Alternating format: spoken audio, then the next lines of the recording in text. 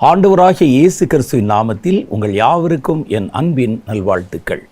மீண்டுமாக ஒரு ஜெபிக்கலாம் வாங்க நிகழ்ச்சியிலே உங்கள் யாவரையும் சந்திப்பதில் கர்த்தருக்குள் நான் அதிக மகிழ்ச்சி அடைகிறேன். வாரந்தோறும் ஜெபிக்கலாம் வாங்க நிகழ்ச்சி நமக்கு பல ஆசீர்வாதங்களை கொண்டு வருகிறது.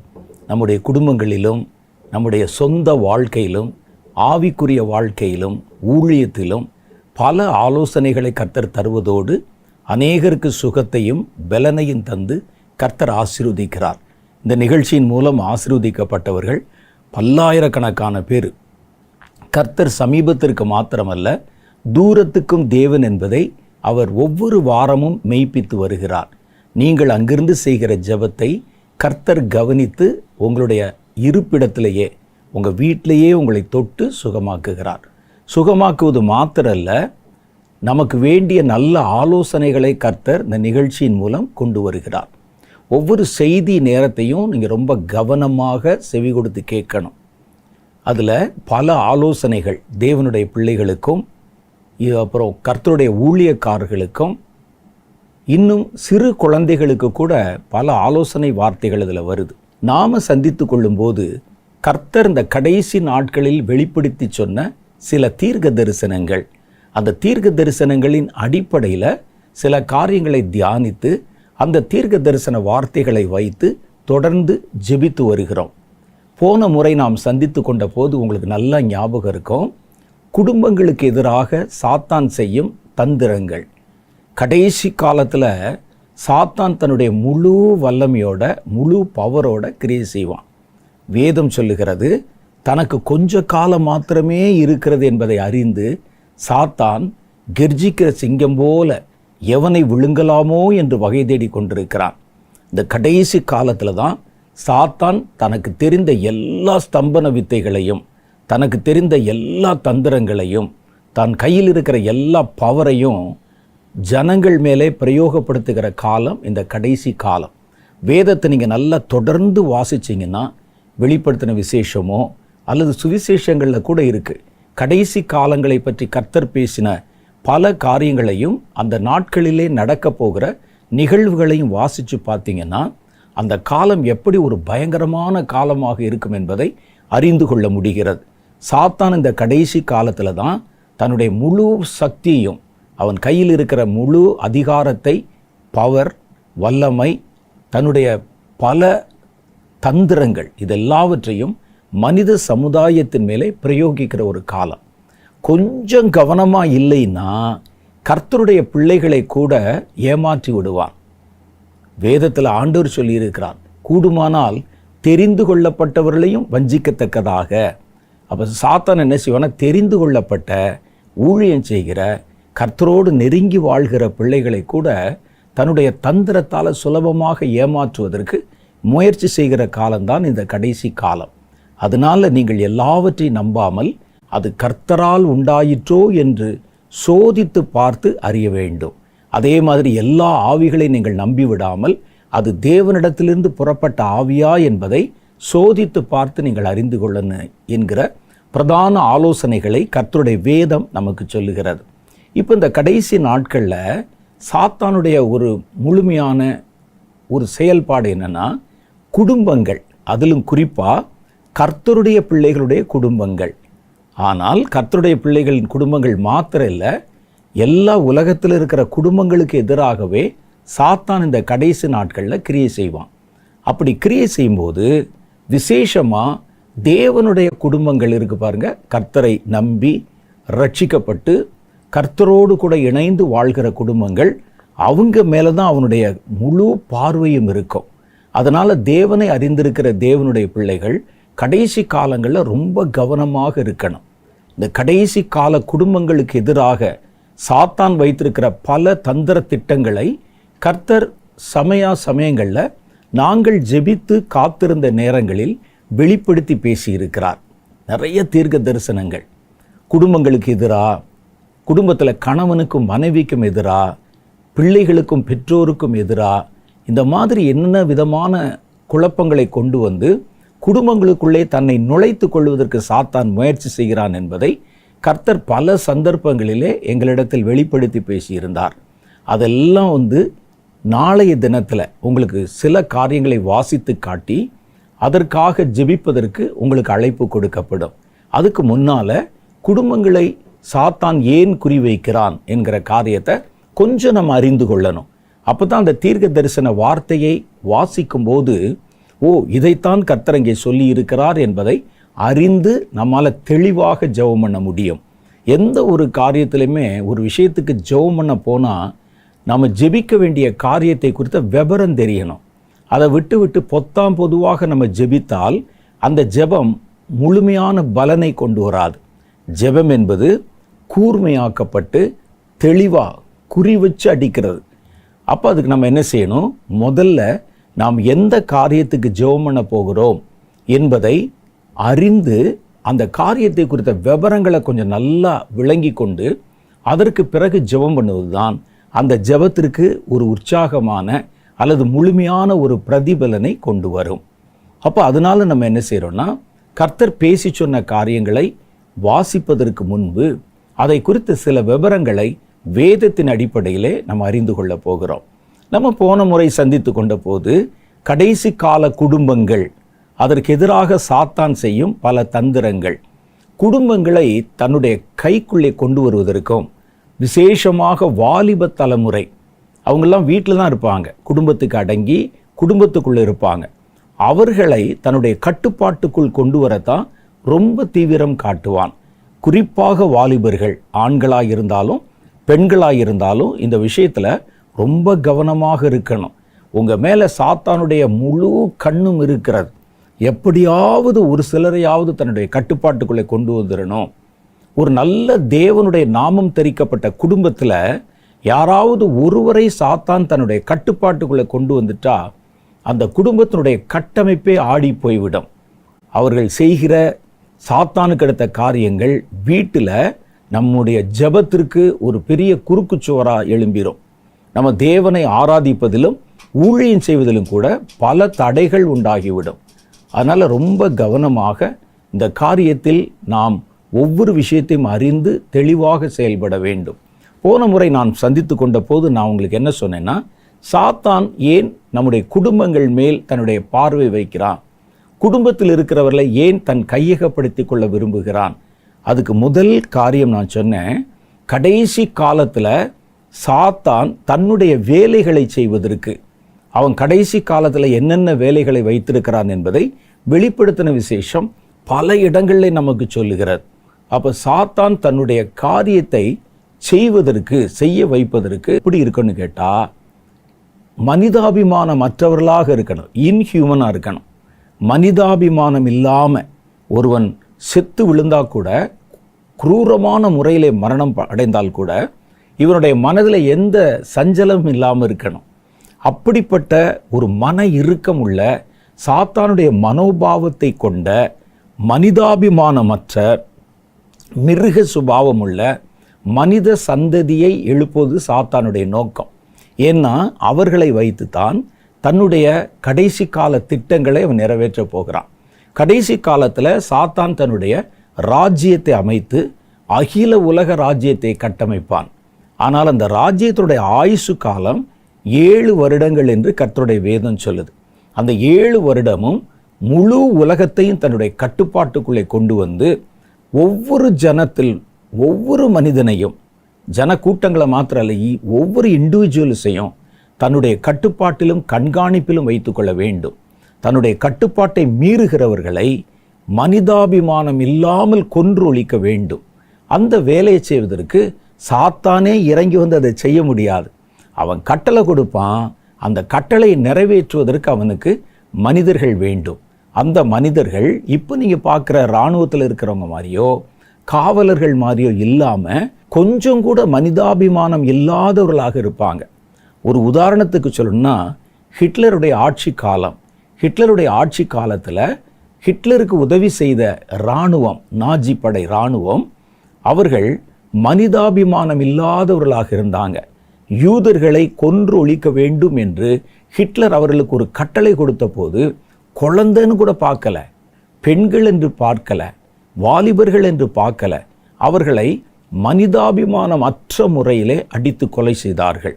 அவர்களை தங்களுடைய கையில் குழி தோண்டுகிற கருவிகளை கொடுத்து வரிசையாக குழி தோண்ட வச்சு அந்த குழியை தோண்டி முடித்த உடனே அந்த கருவினாலே அவர்களை தலையில் அடித்து அந்த குழியிலே தள்ளி மண்ணை போட்டு மூடி விடுவார்கள். அப்போ இதெல்லாம் செய்யணும்னா அந்த இராணுவத்தில் வேலை செய்கிறவனுக்கு கொஞ்சம் கூட மனிதாபிமானம் இல்லாமல் இருக்கணும். நான் இந்த ஆட்சி காலத்தில் நடந்ததில் சொன்னது ரொம்ப கொஞ்சம். நீங்கள் இன்னும் பார்த்தீங்கன்னா பயங்கரமான தகவல்கள். நீங்கள் அந்த சரித்திரத்தை வாசித்து பார்த்தால் ஹிட்லர் காலத்தில் யூதர்கள் பட்ட பாடுகள், அவதிகள்.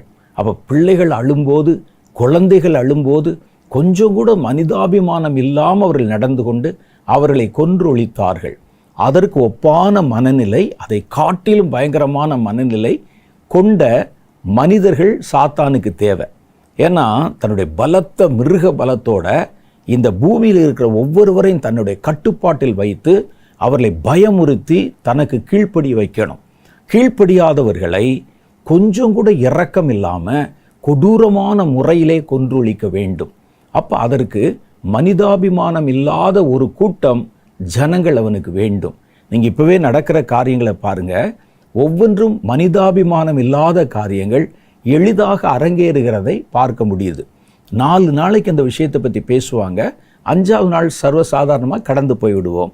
நம்முடைய மனநிலையை அப்படியே மாற்றி மாற்றி மாற்றி இனி வரக்கூடிய வன்முறை கலாச்சாரத்திற்கு, இனி வரக்கூடிய பயங்கரமான சமுதாயத்திற்கு, மனிதாபிமானம் இல்லாத மனிதர்களுக்கு நம்முடைய இருதயத்தை கொஞ்சம் கொஞ்சமாக பக்குவப்படுத்திக்கிட்டே வர்றாங்க. அப்போ இது சாத்தானுடைய தந்திரம். இந்த வேலைகளை செய்வதற்கு மனிதர்கள் வேணுமே. அவன் கையில் துப்பாக்கியை கொடுத்து இந்த குழந்தையை சுட்டு கொல்லுனா அவனுக்கு அவனுடைய பிள்ளைகள் ஞாபகம் வரக்கூடாது, சென்டிமெண்ட் பார்க்கக்கூடாது. ஒரு குழந்தைன்னா எப்படிப்பட்டது, அது என்னவாக வரப்போகுதோ தெரியாதே, இதை எப்படி கொள்றதுலாம் யோசிக்கக்கூடாது. கட்டளை கொடுத்தா அதை எவ்வளவு கொடூரமாக கொல்ல முடியுமோ அப்படி கொல்லணும். அப்படிப்பட்ட ஒரு தலைமுறையை கொஞ்சம் கொஞ்சமாக எழுப்புவதான் சாத்தானுடைய மிக முக்கியமான ஒரு வேலை. அதற்கு அவன் மனிதர்களை தன்னிடத்தில் இழுத்து கொள்ளுகிறான். அதில் குறிப்பாக பார்த்தீங்கன்னா வாலிபர்கள், நம்முடைய வாலிப தலைமுறை, பெண்ணாக இருந்தாலும் ஆணாக இருந்தாலும் அவர்கள் மேலே தான் சாத்தானுடைய முழு கண்ணும் இருக்கிறது. அவர்களை எப்படியாவது தன்னுடைய கட்டுப்பாட்டுக்குள் கொண்டு வரணும். அவர்கள் இப்போ எங்கே இருக்கிறாங்க? நம்ம வீட்டுக்குள்ளேயும் இருக்கிறாங்க வாலிபர்கள். அப்போ இவர்கள் மேலே இந்த தந்திரம் வந்து விடாதபடி அவர்கள் கொஞ்சம் கொஞ்சமாக சாத்தானுடைய மாய வலையிலே இழுப்புண்டு போய்விடாதபடிக்கு நம்ம கவனமாக நம்முடைய பிள்ளைகளுக்காக ஜெபம் பண்ணணும். அப்போ சாத்தானுக்கு கடைசி காலத்தில் எதற்கு குடும்பங்கள் வேண்டி இருக்குது, குடும்பத்தில் இருக்கிற மனிதர்கள் ஏன் வேண்டி இருக்கிறது அப்படின்னா, 2வது காரியம், தேவனை எதிர்க்கும் ஒரு சந்ததியை உருவாக்கணும். அவர்களுடைய மனசில் கடவுள் என்று சொன்னால் அவர் மேலே ஒரு வெறுப்பு வரணும். அந்த வெறுப்பை இப்பொழுதிருந்தே வாலிப தலைமுறையின் இருதயத்தில் விதைக்க ஆரம்பிக்கிறாங்க. நம்மை சுற்றிலும் நடக்கிற காரியம், இயேசுன்னு பேரை கேட்டாலே கோபம் வர்ற மாதிரி, எரிச்சல் வர்ற மாதிரி. இப்பெல்லாம் புதிய காரியத்தை எப்படி கற்றுக் கொடுக்கிறார்கள்? தனிப்பட்ட மனிதனுடைய சுதந்திரத்தில் இந்த மதம் அல்லது கிறிஸ்து அவர் ரொம்ப தன்னை உள்ளே புகுத்தி கொள்ளுகிறார். நான் இஷ்டப்படி வாழ முடியாதபடிக்கு பல தடைகளை போடுகிறார். அதெல்லாவற்றையும் தகர்க்கணும். இந்த இயேசுங்கிற பேரை சொல்லித்தான் இப்படிப்பட்ட ஒரு கொடூரமான கலாச்சாரத்தை பூமியிலே பரப்பி கொண்டிருக்கிறாங்க. அப்போ கிறிஸ்துவையும் கிறிஸ்தவர்களையும் வெறுக்க வேண்டும் என்று சொல்லி கொடுக்குறாங்க. அப்போ கிறிஸ்தவ வெறுப்பு, தேவன் மேலே உண்டாகிற வெறுப்பு, அது கொண்ட மனிதர்களை இப்போவே எழுப்பணுமா. ஏன்னா அவர்களை தூண்டிவிட்டு தான் நீங்கள் இதுவரைக்கும் எதிர்த்த இயேசு அதோ வருகிறார் பாருங்க, நம்ம எல்லாம் ஒரு சேனையாக போய் அவரோட சண்டை போடணும் என்று ஒரு சேனையை உருவாக்குகிறான். அந்த சேனை கிறிஸ்துவை எதிர்க்கிற ஒரு சேனை. வேதத்தில் வாசித்து பாருங்க, வெளிப்படுத்தின விசேஷம் 19வது அதிகாரம் 19வது வசனம். பின்பு மிருகம் என்றால் அந்தி கிறிஸ்து, பூமியின் ராஜாக்களும் அவர்களுடைய சேனைகளும். முதல்ல மிருகம் என்பது அந்தி கிறிஸ்து, பிசாசு. பூமியின் ராஜாக்கள் மனிதர்கள், சேனைகள் அவர்களுக்கு கீழே வேலை செய்கிறவர்கள். குதிரையின் மேல் ஏறி இருக்கிறவரோடும், அது யாரு? கிறிஸ்து. அவருடைய சேனையோடும் அவருடைய ஜனங்கள், அவருடைய தேவ தூதர்கள், அவரை பின்பற்றுகிற மனிதர்களோடும் யுத்தம் பண்ணும்படிக்கு கூடி வர கண்டேன். அப்போ கடைசி நாளில் என்ன செய்யணுமா? இயேசுக்கு எதிராக யுத்தம் பண்ண புறப்படுகிற ஒரு சேனை அவனுக்கு தேவைப்படுகிறது. அதை அந்த ராஜாக்கள் தன்னுடைய கட்டுப்பாட்டில் வச்சிருக்கிறாங்க. அவர்களுடைய மனங்களில் எல்லாம் இயேசுவின் மேலையும் கர்த்தர் மேலையும் ஒரு வெறுப்புணர்ச்சியை உண்டாக்கணும். அப்போ இதுவரைக்கும் நீங்கள் வெறுத்தீங்களே, இயேசுங்கிற பேரை கேட்டாலே, அதை சொல்லுகிறவர்களை பார்த்தால் அடிச்சிங்களே, அந்த இயேசு இப்போ அந்த மெகிதோவிலே நிற்கிறார். நீங்கள் அவரோட கூட எதிர்த்து சண்டை போடுங்க, என்ன செய்ய முடியுமோ செய்யுங்க. அவர் மாத்திரல்ல, அவருடைய சேனையும் அங்கே வந்திருக்கிறதுன்னு அந்த வெறுப்பு கொண்ட மனிதர்களை தன் பட்சத்திலிருந்து கர்த்தரை எதிர்ப்பதற்கு ஏவணும். அது வசனத்தில் நடக்கும்னு போட்டிருக்கு. அப்போ அதற்கு ஒரு சேனை வேணும்ல, அந்த சேனையை நிரப்புவதற்கு மனிதர்கள் வேணும்ல. அந்த மனிதர்களைத்தான் இன்னைக்கு சாத்தான் தீவிரமாய் தேடுகிறான். ஒருவேளை நம்ம குடும்பத்துக்குள்ள வந்து தேடிராதபடிக்கு நீங்க தான் வேலி அடைத்து பராமரிக்க வேண்டும். அடுத்து 3வது காரியம் பாருங்களேன். தேவனுடைய பிள்ளைகளை, பரிசுத்தவான்களை அழிக்கக்கூடிய சந்ததியை, கர்த்தரை ஆராதிக்கிறாங்க, நல்லவங்களா இருக்கிறாங்க, ரட்சிக்கப்பட்ட ஒரு குடும்பத்தில் அவர்களுடைய குடும்பத்தை, அந்த வீட்டில் இருக்கிறவங்களை அழிக்கும்படிக்கு அந்த குடும்பத்திலிருந்தே ஆட்கள் எழுப்புவானாம். பிள்ளைகளை எழுப்புவான் அல்லது பெற்றோரை எழுப்புவான். வீட்டுக்குள்ளேயே அவங்க இப்போ நம்ம ஊரில் சொல்கிறாங்களா, ஆணவ கொலை அப்படின்னு சொல்கிறாங்கல்ல. தன்னுடைய ஜாதியை தாண்டி கீழான வேறொரு ஜாதியிலே கல்யாணம் பண்ணிட்டா அந்த தகப்பனும் தாயும் அவங்களுடைய உறவினர்களும் அந்த திருமணம் செய்து கொண்ட தன்னுடைய சொந்த மகளாக இருக்கும், மகனாக இருப்பான், வெட்டி கொலை பண்ணிடுவாங்க. ஆணவ கொலை. அது மாதிரி இனி கிறிஸ்துவின் மேலே வருகிற வெறுப்பு சிலருக்குள்ளே இருக்கிறதுனால தங்கள் வீட்டிலேயே யாராவது கிறிஸ்துவை ஏற்றுக்கொண்டால் அல்லது தங்களுடைய குடும்பத்தில் இருக்கிறவங்க கிறிஸ்துவின் மேலே பற்றும் ஊழியம் செஞ்சால் அந்த குடும்பத்திலேயே கொஞ்சம் பேரை எழுப்பி அவர்களை கொலை செய்ய வைப்பது சாத்தானுடைய திட்டம். மத்தேயு சுவிசேஷம் 21வது அதிகாரம் 10வது வசனத்தில் நம்ம வாசிக்கிறோம், சகோதரன் தன் சகோதரனையும் தகப்பன் தன் பிள்ளைகளையும் மரணத்துக்கு ஒப்பு கொடுப்பார்கள். பெற்றாருக்கு விரோதமாய் பிள்ளைகள் எழும்பி அவர்களை கொலை செய்வார்கள். பார்த்தீங்களா? அப்போ பெற்றோருக்கு எதிராக பிள்ளைகள் எழும்பி கொலை செய்யணும் ஒரு குடும்பத்துக்குள்ளே நடக்கிற விஷயம். ஒரு பெற்றோர் தன் பிள்ளையை கொலை செய்கிறாங்கன்னா குடும்பத்தில் நடக்கிற விஷயம். சகோதரன் தன் சகோதரனை கொலை செய்கிறான் என்றால் குடும்பம் சார்ந்த ஒரு பிரச்சனை இது. அப்போ அந்த குடும்பத்துக்குள்ள குடும்பத்தை அழிக்கிற ஒரு கூட்டத்தை, மனிதர்களை அந்த குடும்பத்திலிருந்தே எழுப்பணும் சாத்தான். அப்போ அதனால் என்ன செய்வான்னா, ஒரு வீட்டில் 4 பேர் இருக்கிறோம் அல்லது 6 பேர் இருக்கிறோம். இந்த பிள்ளைகள் அவங்களுடைய மனசில் நீங்கள் நல்லா ஜெபம் பண்ணுறவங்களா இருப்பீங்க, வேதம் வாசிக்கிறவங்களா இருப்பீங்க, தொடர்ந்து ஊழியம் செய்கிறவங்களா கூட இருப்பீங்க, சபை கூட நடத்துவீங்க நீங்கள். ஆனால் வீட்டில் 4 பிள்ளைகள் இருக்கிறாங்கல்ல, அதில் 1-2 பேரை சாத்தான் மனதில் புகுந்து கரப்ட் பண்ணிடுவான். அவங்கள எப்படியாவது உங்கள் மேலே ஒரு வெறுப்பு, ஊழியத்தின் மேலே ஒரு வெறுப்பு. நான் பார்த்துருக்கேன் நிறைய இடத்துல. நல்ல போதகராக இருப்பார், கஷ்டப்பட்டு கிராமங்களில் போய் ஊழியம் செஞ்சு சபையை கட்டியிருப்பார். பிள்ளைகளை பார்த்தீங்கன்னா அந்த தகப்பன் மேலே வெறுப்புள்ளவனாகவும் ஊழியத்தின் மேலே கொஞ்சம் கூட அக்கறை இல்லாதவனாகவும் ஊழியத்தை வெறுக்கிறவர்களாகவும் இருக்கிறத நீங்களும் பார்த்துருப்பீங்க. இவர்கள்தான் இந்த உச்சகட்ட நிலையில் என்ன செய்வாங்கன்னா, பெற்றோர்கள் கிறிஸ்துவை ஏற்றுக்கொண்ட தன்னுடைய பிள்ளைகளை கொலை செய்வாங்க. அல்லது தன்னுடைய பெற்றோர் கர்த்தருக்குள்ளே இருந்தால் கர்த்தரிடத்தில் இல்லாமல் சாத்தானுடைய கைக்குள்ளே போன பிள்ளைகள் எழும்பி பெற்றோரை கொலை செய்வாங்க. இது கடைசி காலத்தில் நடக்கும். நான் சொல்லலை, வேத வசனம் சொல்லுகிறது. சகோதரன் எழும்பி தன் சகோதரனை கொலை செய்வான்.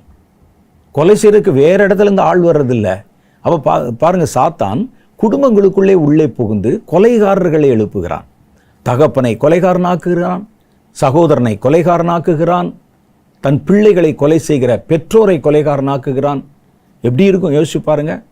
அப்போ இந்த குடும்பத்துக்குள்ளே சாத்தான் நுழைவதற்கு தீவிரமாய் பிரயாசம் பண்ணுகிறான். அப்போ அவனுடைய அந்த முழு கண்ணு அந்த குடும்பத்தில் விசுவாசத்தில் கொஞ்சம் தளர்ந்து ஆட்டங்காட்டி கொண்டிருக்கிற அல்லது முழுமையான விசுவாசம் இல்லாத பலவீனமான விசுவாசம் உள்ளவர்கள் மேலே தான் அவனுடைய கண் இருக்கும். பெற்றோர் செய்வதில் அவர்களுக்கு சம்மதமாக இருக்காது. நாங்கள் என்னென்னமா திட்டம் பண்ணுகிறோம், இவர் எப்போ பார்த்தாலும் ஜெபம் பண்ணு, வேதம் வாசி, பைபிள் படி, ஊழியத்துக்கு வா அப்படின்னு சொல்லி தொந்தரவு பண்ணிகிட்டே இருக்கிறாரே அப்படின்னு அந்த கசப்பு அவனுடைய மனதிலே எழும்புவதற்கு சாத்தான் அவனுடைய மனசை தூபம் போட்டு கொண்டே இருப்பான். அப்போ இது நடக்கும். அது நடக்கும்னு சொன்னால் பாருங்களேன், எல்லாமே குடும்பத்துக்குள்ளே நடக்கிற காரியம். சகோதரன் வெளியே போய் யாரையும் கொல்ல, சகோதரனை கொல்லுகிறான். பெற்றோர் பிள்ளைகளை கொல்லுகிறார், பிள்ளைகள் பெற்றோரை கொல்லுகிறார்கள். அப்போ எவ்வளோ பெரிய கொடிய காலம் பார்த்தீங்களா? அந்த காலம் வரும் பொழுது இந்த வார்த்தை நடக்க ஆரம்பிக்கும்போது அதில் நம்ம குடும்பம் சிக்கிறாதபடிக்கு நம்ம இப்பொழுதிருந்தே குடும்பத்தை பாதுகாப்போடு கண்ணும் கருத்துமாக கவனித்து கொள்ள வேண்டும். நீங்கள் கொஞ்சம் அசந்து மறந்து விட்டீங்கன்னா குடும்பத்தில் பலவீனமானவர்களை தன்னுடைய கைக்குள்ளே போட்டுக்கொள்ள சாத்தான் கவனமாக தீவிரமாய் வேலை செய்து கொண்டிருக்கிறான். மத்தேயு 24:9 சொல்லுகிறது, அப்பொழுது உங்களை உபத்திரவங்களுக்கு ஒப்பு கொடுத்து உங்களை கொலை செய்வார்கள். என் நாமத்து நிமித்தம் நீங்கள் சகல ஜாதியராலும் பகைக்கப்படுவீர்கள். அப்போ கர்த்தருடைய பிள்ளைகள் பகைக்கப்படுகிற ஒரு காலம். அதை யார் பகைப்பா? அவர்கள் கொலை செய்யப்படுகிற ஒரு காலம். இதுக்கெல்லாம் மனிதர்களை சாத்தான் இப்பொழுதே ஆயத்தப்படுத்துகிறான். குடும்பங்களிலிருந்து அப்படிப்பட்டவர்களை தேர்வு செய்கிறான். குடும்பத்தை கெடுப்பதற்கும் கலைப்பதற்கும் நல்ல தேவனுக்குள்ளே விசுவாசமாக இருக்கிற குடும்பத்தை யாரை கொண்டு கலைக்கலாம் என்றும் சாத்தான் தீவிரமாக கிரியை செய்கிறான். கவனமாக நடந்து கொள்ளுங்கள். அடுத்து 4வது காரியம் பாருங்க, தன் சொந்த இரத்தத்தையே காட்டி கொடுக்கிற ஒரு சந்ததி. கடைசி காலத்தில் காட்டி கொடுக்கிறவர்கள் எழும்புவார்கள். காட்டி கொடுக்கிறனா யாரு காட்டி கொடுக்க முடியும் தெரியுமா? கூட இருக்கிறவன் தான் காட்டி கொடுக்க முடியும். வெளியே இருக்கிறவர்கள் ஒருவனை காட்டி கொடுக்க முடியாது. கூட இருக்கிறவன் தான் காட்டி கொடுக்க முடியும். இயேசுவை காட்டி கொடுத்தது யாரு? ஒரு பரிசேயனா, சதுசேயனா? அவருக்கு எதிராக பேசி கொண்டிருந்தாங்களே அவங்களா? ஆசாரியர்களா? இல்லை. அவரை யார் காட்டி கொடுத்தார்னா அவரோடு கூட இருந்தவன். இயேசு அவனை பார்த்து சிநேகிதனே என்று தானே கூப்பிட்டாரு. அப்போ நம்ம கூட இருக்கிறவங்க அல்லது நம்முடைய குடும்பத்தில் இருக்கிறவங்க யாராவது அவர்களை ஆசை காட்டி அல்லது அவர்களுக்கு நான் இதை தரேன்னு சொல்லி அவருடைய மனதை குழப்பப்படுத்தி கரப்ட் ஆக்கிவிட்டால் அவர்கள் இடரல் அடைந்து நம்மை காட்டி கொடுக்க தயங்க மாட்டாங்க. ஒரு சாத்தான் ஒரு கடுமையான சட்டத்தை போட்டு இந்த வேதத்தை பயன்படுத்துகிறவங்க, கிறிஸ்துவின் மேல் பற்று வச்சிருக்கிறவங்க, விசுவாசம் வச்சிருக்கிறவங்க யாராக இருந்தாலும் அவர்களை சிறையிலே கொண்டு வந்து போட்டுருவோம் அப்படின்னு சொன்னால் சொல்லுவாங்களான்னு கேட்பீங்க. சொல்லியிருக்கிறாங்க. பல தேசங்களில், ரஷ்யாவுக்கு பக்கத்தில் இருக்கிற பல தேசங்களில், பல்கேரியா, ருமைனியா போன்ற பல தேசங்களில் இருந்த ஆட்சியாளர்கள் வேதத்தை யாரும் பயன்படுத்தக்கூடாது, வேதத்தை வீட்டுக்குள்ளே வச்சிருக்கக்கூடாது, வசனத்தை யாருக்கும் உபதேசிக்கக்கூடாது, வீடுகளுக்குள்ளே ரெய்டு வந்து பைபிளெல்லாம் பிடுங்கிட்டு போயிடுவாங்க. அது மாதிரி ஒரு காரியம் தேசம் உலகம் முழுவதிலும் ஒரு வேளை கடந்து வருமானால் கடைசி காலத்தில் அந்த நாட்களில் என்ன செய்வாங்கன்னா, வேத புஸ்தகத்தை நீங்கள் பயன்படுத்தக்கூடாது. நாங்கள் ஒரு வேதத்தை வெளியிட்டிருக்கிறோம், அந்த வேதத்தை தான் பயன்படுத்தணும். நான் ஒரு மதத்தை வைத்திருக்கிறேன், அதைத்தான் எல்லாரும் பின்பற்றணும். அதில் எல்லா மதங்களுடைய கலப்புதல் இருக்குது அப்படின்னு சொல்லி ஒரு சட்டத்தை போட்டு இந்த பழைய பைபிள் ஒரு பிரிவினை பைபிள்.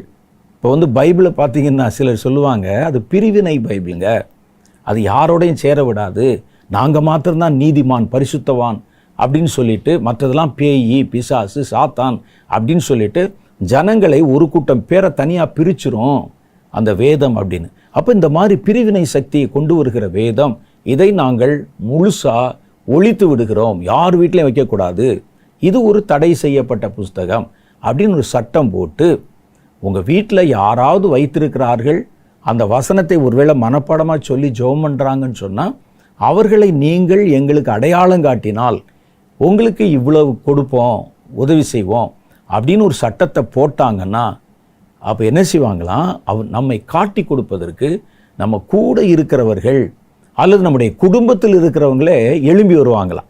அதைத்தான் இங்கே வேதம் சொல்லுகிறது.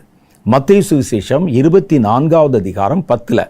அப்பொழுது அநேகர் இடரல் அடைந்து ஒருவரை ஒருவர் காட்டி கொடுத்து ஒருவரை ஒருவர் பகைப்பார்கள். கடைசி காலத்தின் அடையாளம் ஒருவரை ஒருவர் காட்டி கொடுத்து. அப்போ இதற்கு காட்டி கொடுக்கிற ஒரு சந்ததியை சாத்தான் எழுப்புவான். அதான் கடைசி காலத்தில் நடக்கிற ஒரு அடையாளம். அந்த காட்டி கொடுக்கிற கூட்டத்தில் நம்ம குடும்பத்திலேருந்து யாரும் இழுப்புண்டு போயிடக்கூடாது. யாரையும் சாத்தான் தன்னுடைய கட்டுப்பாட்டில் வைத்துக்கொண்டு தேவனுடைய பிள்ளைகளை காட்டி கொடுக்கிற ஒரு மனிதனாக மாற்றிவிடக்கூடாது. அப்போ சாத்தான் இப்படி தான் உள்ளுக்குள்ளே வந்து நுழைவதற்கு பார்ப்பான். அடுத்த காரியம் பாருங்க, சாத்தானுக்கு மனிதர்கள் ஏன் வேண்டும் என்றால், தன்னை வணங்குகிற, தன்னை ஆராதிக்கிற, தன்னை கடவுளாக ஏற்றுக்கொள்ளுகிற ஒரு சந்ததியை உருவாக்க வேண்டும். அது அவனுடைய கடைசி கால திட்டத்தில் ஒன்று. வெளிப்படுத்தின விசேஷம் 13வது அதிகாரம் 4வது வசனம் சொல்லுது, அந்த மிருகத்துக்கு, மிருகம் என்று சொல்லப்படுவது அந்தி கிறிஸ்துவை குறிக்கிறது, அந்த மிருகத்துக்கு இப்படிப்பட்ட அதிகாரத்தை கொடுத்த வலு சர்ப்பத்தை வணங்கினார்கள். வலு சர்ப்பம்னா பிசாசு, பழைய பாம்பாகிய வலு சர்ப்பம் என்று வேதத்திலே சொல்லப்பட்டிருக்கிறது. வலு சர்ப்பத்துக்கு அதற்கு அதிகாரம் கொடுத்த வலு சர்ப்பத்தை வணங்கினார்கள். அன்றியும் மிருகத்துக்கு ஒப்பானவன் யார், அதனோட யுத்தம் பண்ணத்தக்கவன் யார் என்று சொல்லி அந்த மிருகத்தையும் வணங்கினார்களாம். பூமியின் குடிமக்கள் சாத்தான வலு சர்ப்பத்தை, சாத்தானை சாத்தானாகவே வணங்கினார்கள். அது மாத்திரம் இவ்வளவு அதிகாரத்தை நம்மை ஆளுமை செய்கிற அந்தி கிறிஸ்து கொடுத்தாரே அப்படின்னு சொல்லி அந்த வலு சர்ப்பத்தை வணங்கினார்கள். நம்ம இவ்வளவு ஞானத்தோட இந்த உலகம் முழுவதையும் பிடித்து ஆளுமை செய்கிறாரே என்று சொல்லி அந்தி கிறிஸ்துவையும் வணங்கினார்கள். அப்போ இனி அவர்கள் வணக்கத்துக்குரியவர்களாக யாரை தேர்ந்தெடுக்கணும் உலக மக்கள் என்று சொன்னால், ஒன்று வலு சர்ப்பம், ரெண்டாவது அந்தி கிறிஸ்து. இவங்க 2 பேரையும் வணங்குகிற ஒரு பெரிய கூட்டத்தை எழுப்பணும். அதை எங்கிருந்து அவன் பெற முடியும்? இப்போ இருக்கிற மனித சமுதாயத்தில் குடும்பங்களுக்குள்ளே நுழைந்து அவர்களை புதிய காரியங்களை பேச வைத்து கடவுளுக்கு எதிரான வார்த்தைகளையும் உபதேசங்களையும் அவருடைய இருதயத்துக்குள்ளே கொண்டு போய் போட்டு கடவுளை வெறுக்க வைத்து கடவுளுக்கு சப்ஸ்டியூட்டாக வேற ஒன்றை நாங்கள் வணங்க வேண்டும் என்கிற ஒரு மனநிலையை உருவாக்குவான். நீங்கள் நல்லா பாருங்க, இப்போவே மனிதர்கள் கடவுளை விட்டுவிட்டு அதுக்கு சப்ஸ்டியூட்டாக வேறொன்றை வணங்குகிற கலாச்சாரத்துக்குள்ளே வந்திருக்கிறாங்க. அது ஒருவேளை ஒரு பெரிய அரசியல்வாதியாக இருக்கலாம், ஒரு சினிமா நடிகராக இருக்கலாம், வேறு யாராகவும் இருக்கலாம், ஒரு பெரிய விளையாட்டு வீரராக இருக்கலாம். அவர்களை அப்ரிஷியேட் பண்ணுறது வேற, கைதட்டு பாராட்டுவது கூட வேற. ஆனால் அவர்களை கடவுள் போல வைத்து கொண்டு அவர்களை நமஸ்கரிக்க, பூஜிக்க, அவங்கள கடவுள் ஸ்தானத்தில் வைக்கிறாங்க பாருங்க. அது இனி வரக்கூடிய இந்த கடைசி நாளுக்கு முன்னான அடையாளம். கடவுளுடைய ஸ்தானத்தை வேற யாருக்கு நீங்கள் கொடுக்கக்கூடாது. கிறிஸ்தவர் நடுவில் பாருங்களேன், கடவுளுக்கு கொடுக்கிற ஸ்தானத்தை விட ஊழியக்காரனுக்கு இடம் கொடுப்பாங்க. கடவுளே வந்தால் கூட பரவாயில்ல, எனக்கு இந்த ஊழியக்காரர் அப்படி சொல்லணும். அப்போ இப்படிப்பட்ட குறைவுள்ள ஞானம் உள்ளவர்கள் இருக்கிறாங்க பாருங்க. அந்த குறைவுள்ள ஞானம் உள்ளவர்கள் அவங்க தான் கடவுளுக்கு சப்ஸ்டியூட்டாக வேறொன்றை வைத்து வணங்க விரும்புவார்கள். விக்கிரக ஆராதனை அப்படித்தானே வந்தது. ஒன்றான மெய்தேவனை விட்டுவிட்டு தங்களுக்கு இஷ்டமான ஒன்றை கடவுள் என்று சொல்லி, கடவுள் என்கிற ஒரு உணர்வு, தன்னை நடத்துகிறவர் என்ற ஒரு உணர்வு, அதுக்கு ஒரு ஆள் வேண்டும் என்கிற அந்த எண்ணம் எல்லா மனுஷனுடைய இருதயத்தில் இருக்குது. ஆனால் யார் அந்த கடவுள் என்பதில் தான் வித்தியாசம் வருகிறது. உண்மையான கடவுளை ஆராதிக்கும் போது அவர் நம்முடைய வாழ்க்கையிலே தம்மை இணைத்து கொண்டு இது சரி, இது தப்பு, இது இப்படி செய்யக்கூடாதுன்னு பேசுவார். ஆனால் இவர்களுக்கு அப்படி இருக்கக்கூடாது. இவர்கள் என்ன சொல்கிறாங்க, இவங்க கொண்டு ஒரு இடத்துல வச்சா அந்த கடவுள் அங்கே இருக்கணும், இவரை கொண்டு வந்து ஆராதித்தால் அவர் அந்த ஆராதனை இடத்துல இருக்கணும், அது தாண்டி வேற ஒன்றும் செய்யக்கூடாது. அப்போ கடவுள் தங்கள் கட்டுப்பாட்டில் இருக்கணும், ஒரு கடவுள் எங்களுக்கு வேண்டும் என்ற உணர்வு அவர்களுக்குள்ளே வருது. யாரை அவன் அப்படி பிடிக்கிறான் அப்படின்னு கேட்டால், இந்த பலவீனமான கடவுளுடைய ஸ்தானத்தில் வேற மனிதர்களை வைத்தாலும் சரி, விக்கிரகங்களை வைத்தாலும் சரி, ஒரு ஊழியக்காரனை வச்சாலும் சரி, அது விக்கிரக ஆராதனை, அது கடவுளுக்கு மாற்றாக ஒன்றை, இந்த மனநிலையை தான் இப்போ வளர்த்து கொண்டே வருவான். மற்ற இடத்த விட்டுருங்க, கர்த்தருடைய பிள்ளைகளுக்கு நடுவில் ஊழியக்காரர்களை எவ்வளவு கடவுள் மாதிரி வைத்து மரியாதை செலுத்தி நான் பார்த்துருக்கிறேன். சில வீடியோஸில் ஒரு பாஸ்டர் தன்னுடைய சபைக்கு வருகிறார், 2 பக்கத்துலையும் பெண்கள் நின்று கையில் பெரிய பெரிய தாம்பழ தட்டுகளை வைத்து கொண்டு பூ தூவிக்கொண்டே அழைக்கிறார்களாம். பூவை தூவி கொண்டே. அப்போ எப்படிப்பட்ட ஒரு கலாச்சாரம் நான் பார்த்தேன், ஒரு யூடியூப்பில் அதை காட்டுறாங்க. இது மாதிரி 2-3 இடத்துல ஒரு போதகர் வரும் பொழுது அவருக்கு மலர் செண்டுகளை கொடுத்து, தலையில் பூவிலேயே அலங்காரம் செய்த ஒரு கிரீடத்தை வைத்து, ஒரு செங்கோலை அவர் கையில் கொடுத்து, ஒரு ரெட் கார்பெட் ஒன்று விரித்து, ரோட்டில் நிற்கிது அவருடைய காரு. அவர் அங்கிருந்து அந்த ஆலயத்துக்கு நடந்து வருகிறார். 2 பக்கத்துலேயும் வாலிப பிள்ளைகள், அவங்க நல்லா மேக்கப்லாம் பண்ண வச்சு, கையில் சில தட்டுகளை தாம்பூல தட்டுகளை கொடுத்து, சில தாம்பாள தட்டுகளை கொடுத்து, அந்த பூக்களை அவர் வருகிற இடத்துல காலில் போடுறாங்க. ஏங்க ஊழியக்காரருக்கு கனம் கொடுத்தா தப்பான்னு நீங்கள் கேட்பீங்க. வேதத்தில் பவுல் அப்போஸ்தலரை பார்த்து தேவர்கள் வானத்திலிருந்து இறங்கி வந்திருக்கிறார்கள் என்று சொல்லி அவர் மூலம் நடந்த அற்புதத்தை பார்த்து ஜனங்கள் ஓடி வந்து அவருக்கு மாலை போட்டாங்க. மாலை. அவர் என்ன செஞ்சிருக்கணும்? அவர்கள் கனம் பண்ணுகிறார்கள் என்று அதை ஏற்றுக்கொண்டிருக்கணும். ஒரு எங்களை ஆராதனை செய்து, அப்படி ஆராதனை செய்து கடவுள் ஸ்தானத்தில் எங்களை உயர்த்துவதற்கு நாங்கள் யாரு என்று சொல்லி தங்களை பீத்து கொண்டு மாலையை பிச்சு போட்டாங்க. வஸ்திரத்தையும் சேர்த்து கிழிச்சிட்டார் பவுல். அப்படிப்பட்ட ஊழியர்கள் வளர்த்த கிறிஸ்தவ மார்க்கத்தில் இன்னைக்கு அவர்களை வரவேற்பதற்கு பூ தூவி, காலில் தண்ணியெல்லாம் ஊற்றி, அந்த படி வாசலில் நிற்க வச்சு அழைத்து செல்கிறவர்கள் பார்க்குறோம். இந்த மனநிலை எங்கிருந்து வருகிறது? கடவுளை பார்க்காமல் மனிதர்களை பார்க்க வைத்து மனிதருடைய காரியங்களை பிரஸ்தாபப்படுத்தி கடவுளை பின்னுக்கு தள்ளிவிட்டு மனிதர்களை முன்னிறுத்துகிற ஒரு காலம் வருகிறது. நாங்கள் ஊழியத்துக்கு போகிற இடங்கள்லாம் நீங்கள் பார்த்தீங்கன்னா, ஜனங்கள் பல இடங்களில், சமீபத்தில் நடைபெற்ற ஒரு ஊழியத்தில் நானும் மோகன் அண்ணனும் நாங்கள் 2 பேரும் செய்தி கொடுத்தோம். நான் என்னுடைய வேலை முடித்த உடனே அதுக்கப்புறம் அவங்க ஹீலிங்காக ஜெபம் பண்ணுவாங்க, சுகமாக்குகிற காரியத்துக்கு ஜனங்களை விசாரித்து பண்ணுவாங்க. என்னுடைய அழைப்பு அதுவல்ல. நான் ஒரு தீர்க்க தரிசன ஊழியத்தை செய்கிறவன். நான் நின்று அதில் வேலை செய்யக்கூடாது. அதை செய்வதற்கு அவங்க இருக்கிறாங்க. அதில் சில குடும்பங்கள் அங்கே நாங்கள் இவர்கிட்ட தான் ஜெபம் பண்ணணும்னு வந்தோம், ஆனால் அவரை சந்திக்க முடியல அப்படின்னு சொல்கிறாங்க. அப்போ அவர்களுடைய பார்வையிலே அவரான் தான் யோசிக்கிறாங்க இல்லையா. 2 பேர் நடுவிலும் கிரியை செய்வது கிறிஸ்து என்ற மனநிலை அவர்களுக்குள்ள வராமல் போச்சு. இது யார் தப்பு? நாங்கள் ஒருவேளை எங்களை ரொம்ப காமிச்சிட்டோமா, அல்லது கிறிஸ்துவை காமிக்கிறதுல தவறிட்டோமா என்ற ஒரு எண்ணம் நமக்குள்ளே வருகிறது.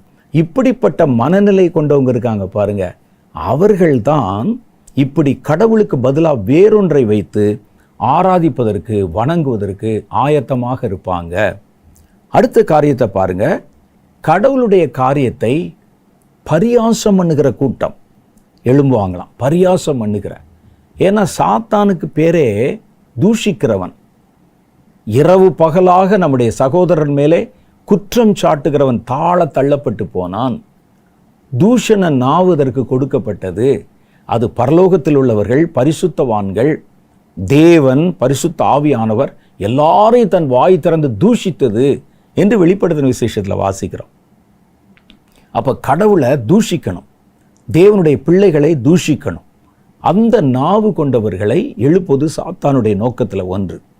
2 பேதுருவின் புஸ்தகம் 3:3 சொல்லுகிறது, முதலாவது நீங்கள் அறிய வேண்டியது என்னவென்றால், கடைசி நாட்களில் பரியாசக்காரர் வந்து தங்கள் சுய இச்சையின்படி நடந்து அவர் வருவார் என்று சொல்லுகிற வாக்குத்தத்தம் எங்கே? பிதாக்கள் நித்திரை அடைந்த பின்பு சகலமும் சிருஷ்டிப்பின் தோற்றம் முதல் இருந்த விதமாகவே இருக்கிறதே என்று சொல்லி கடவுளுடைய காரியத்தையும் பரியாசம் பண்ணுவான், கடவுளுடைய ஊழியக்காரனை பரியாசம் பண்ணுவான். சமீப நாட்களில், கொஞ்சம் நாட்களுக்கு முன்னால் நீங்கள் பார்த்தீங்கன்னா, நிறைய யூடியூப் சேனல் புதுசாக ஆரம்பித்து அவர்களுக்கும் ஊழியத்துக்கும் சம்பந்தம் இருக்கிறதா என்று கூட தெரியாது, எத்தனை பேரை கர்த்தருக்குள் நடத்தினார்கள் என்று தெரியாது, எல்லாம் அறிந்தவர்களை போல அதில் பேசுவாங்க. பேசிட்டு ஊழியக்காரர்களை அவர்களிடத்தில் என்ன குறை இருக்கிறது என்பதையே பேசுவாங்க. குறை இருந்தால் குறைய சொல்லக்கூடாது என்று சொல்லுகிறது அல்ல நான், ஆனால் அது சொல்லுகிற விதம் இருக்குது பாருங்களேன், அதை ஊழியக்காரர்களை உருவ கேலி செய்வது. அவர் பாருங்கள், வயிறு எப்படி இருக்குது, ஆள் எப்படி இருக்கிறாரு, அப்படி இருக்கிறாரு, இப்படி இருக்கிறான்னு சொல்லி கிண்டல், கேலி. இது கர்த்தருடைய ஆவி அல்ல. ஒருவன் செய்கிற ஊழியத்தில், உபதேசத்தில் பிழை இருக்குமானால் சுட்டி காட்டலாம், ஆனால் அதுக்கு ஒரு நாகரிகம் என்று இருக்குல்ல. அப்போ நாகரிகம் தாண்டி பேசுனா இது கிறிஸ்துவினுடைய ஆவியினால் உண்டானது அல்ல. கர்த்தர் கண்டனம் பண்ணி கடிந்து கொண்டார் என்று எழுதியிருக்கொழிய பரியாசம் பண்ணார்னு சொல்லி இல்லை. அப்போ இப்படிப்பட்ட பரியாச ஆவி என்பது கடைசி காலத்திலே கட்டவிழ்க்கப்படுகிற ஒரு ஆவி. இந்த ஆவி தேவனுடைய காரியங்களை பரியாசம் பண்ணுமா, கடவுளுடைய காரியத்தை. சமீபத்திலே ஒரு யூடியூப் சேனல் யாரோ ஒருவர் எனக்கு ஒரு கட்டிங் அனுப்பி வச்சிருந்தார். அதில் ஒரு ஊழியக்காரர் பிரசங்கம் பண்ணுகிறார், கிறிஸ்தவர்கள் நரமாம்சம் புசிக்கிறவர்கள். நீங்கள் கவனமாக இருக்கணும். கிறிஸ்தவ மார்க்கம் என்பது நரமாம்சம்னா மனுஷனுடைய மாம்சத்தை சாப்பிட்ற ஒரு காட்டுமிராண்டி கூட்டம். அவருடைய உபதேசமே ஒரு காட்டுமிராண்டித்தனமான, இந்த கேனிபால்ஸ்ன்னு சொல்லுவாங்க, மனிதர்களை நரமாம்சம் சாப்பிட்றவங்க. அப்படிப்பட்ட ஒரு கூட்டம். அவர்களுக்கு கற்றுக் கொடுத்தே கடவுளே இதை கற்றுக் கொடுத்திருக்கிறார். அப்போ இதை ஒரு கடவுளுடைய காரியம் சொல்லி அதை இன்னைக்கு வரைக்கும் ஒரு பாரம்பரியமாக அனுசரித்து கொண்டிருக்கிறாங்க. என்னங்க நரமாம்சம் சாப்பிட்றதுன்னு சொல்கிறாரே அப்படின்னு தொடர்ந்து இந்த வீடியோவில் கேட்டால் அதில் சொல்கிறார் அவர், இயேசு கிறிஸ்துவனுடைய மாம்சத்தை பிட்டு சாப்பிடுவதாகவும் அவருடைய இரத்தத்தை புசிப்பதாகவும் அவர்கள் இன்றைக்கு வரைக்கும் அடையாளப்படுத்துகிறாங்க. யாராவது கேட்டானா ஒருவருடைய செத்துப்போன மாம்சத்தை, நரமாம்சத்தில் கூட மரித்த ஒருவருடைய மாம்சத்தை நம்ம சாப்பிடலாமா, மரித்த ஒருவருடைய இரத்தத்தை குடிக்கலாமான்னு யாரும் கேட்கறது இல்லை. அப்போ இயேசு இதை பற்றி ஜனங்களுக்கு பேசும்போதே அப்போவே ஒரு கூட்டம் ஜனங்கள் விழிப்புணர்வு அடைந்து இந்த உபதேசத்தை யார் கேட்பார் என்று எழுந்து போயிட்டாங்க. ஆனால் அதற்கு பின் வந்தவர்கள் இதை இன்னும் வலியுறுத்தி அதை இன்றைக்கு வரைக்கும் கடைப்பிடிக்கிறாங்கன்னு சொல்கிறார். யார்? வேற மதத்தை சேர்ந்த ஆள் கிடையாது, கடவுள் இல்லைன்னு சொல்லுகிற நாஸ்திகரும் கிடையாது. ஒரு கிறிஸ்தவ போதகர் பேசின வார்த்தை, ஒரு ஊழியக்காரர் பேசின வார்த்தை. அப்போ இதை நம்ம எங்கே போய் சொல்கிறது? அப்போ இதை கேட்டுட்டு ரொம்ப பேர் ஆமாமா அவர் சொல்கிறது சரிதானே என்று அப்படி யோசிக்க ஆரம்பிச்சிருவாங்க. அப்போ வேதம் நமக்கு என்ன சொல்லுகிறது? இப்படிப்பட்ட பரியாசக்காரர் எழும்பி ஜனங்களுடைய இருதயத்தை அப்படி மழுங்கடித்து தேவ வசனத்தை கவனிக்க முடியாதபடி செய்கிற ஒரு கூட்டம். அதில் இந்த மாதிரி பரியாச வார்த்தைகளை பேசுகிற கூட்டத்தை நம்ம குடும்பத்திலிருந்து சாத்தான் தேர்வு செஞ்சிடக்கூடாது. உங்கள் பிள்ளையோ உங்கள் பையனோ இப்படிப்பட்டவர்களாக மாறி கடவுளுக்கு அடுத்த காரியத்தையும் தேவனுடைய வசனத்தையும் வார்த்தையும் வாலிப வயசில் பாருங்கள், எதிர்மறையாய் பேசுவது ஒரு ஹீரோயிசமாக நினைப்பாங்க. எதிர்மறையா இதெல்லாம் யார் சொன்னா, எப்படி சொன்னான்னு சொல்லி தாங்கள் எல்லாம் கற்றுக்கொண்டவர்கள் போல காட்ட விரும்புகிற ஒரு பருவம் அது வாலிப பிராயத்தில். நான் கூட என் வாலிப பிராயத்தில் கல்லூரியில் படிக்கிற காலத்தில் கடவுள் இல்லைன்னு சொல்லுகிறவனாக தான் இருந்தேன். யோசித்து பார்த்தா எல்லாரும் கடவுள் இருக்கிறார் என்று சொல்லும்போது நம்ம எதிர்மறையாக ஒன்று பேசினா மற்றவருடைய கவனம் நம்ம மேலே திரும்பும் என்று மனசின் ஆழத்திலிருந்து தான் நம்ம பேசியிருக்கிறோம். அப்போ சின்ன வயசில் நீங்கள் பார்த்தீங்கன்னா ஒரு வாலிப வயசு, ஒரு அடலசன்ட் பீரியடு, அதில் தங்களை மற்றவர்களை விட அதிகமாகவும் தங்களை மற்றவர்களுக்கு சமமாகவும் நிலைநிறுத்த முயற்சிக்கிற ஒரு பருவம் அது. அப்போ என்ன செய்வாங்கன்னா, எல்லாரும் சொல்கிற மாதிரி நானும் பைபிள் எடுத்துகிட்டு போனால் என்னை யார் கவனிப்பா? அந்த நேரத்தில் பைபிளுக்கு எதிராக 4 கேள்வி கேட்கணும், வீட்டில் மற்றவர்களை மடங்கடிக்கணும், இப்படி நம்ம ஜோமனா தான் கர்த்தர் கேட்பாரான்னு கேட்கணும், மாறுபட்ட கருத்துக்களை சொல்லணும், கவனத்தை ஈர்க்கணும். அப்போ இந்த மனநிலை கொண்ட சைக்காலஜி இது கொண்ட பிள்ளைகளை சாத்தான் தன்னுடைய குறியிலே பார்வையில் வச்சுருப்பான்.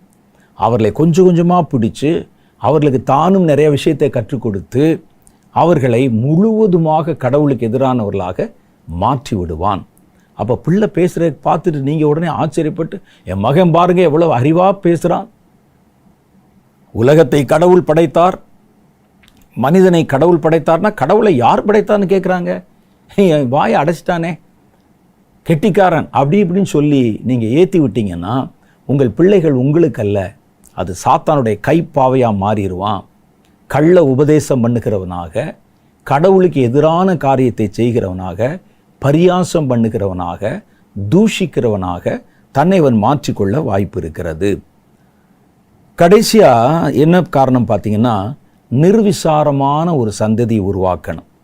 நிர்விசாரம், அவங்க என்னென்னா எதை பற்றியும் கவலைப்பட மாட்டாங்க, பக்கத்தில் என்ன நடக்குது கவலைப்பட மாட்டாங்க. நீங்கள் நல்லா இப்போ இருக்கிற புதிய வாலிப தலைமுறையை, நான் எல்லாரையும் சொல்லலை, பெருவாரியானவர்களை நீங்கள் கவனித்து பாருங்கள், அவர்களுடைய உலகம் என்பது தங்கள் கையில் வச்சிருக்கிற ஃபோனோடு முடிந்து விட்டது.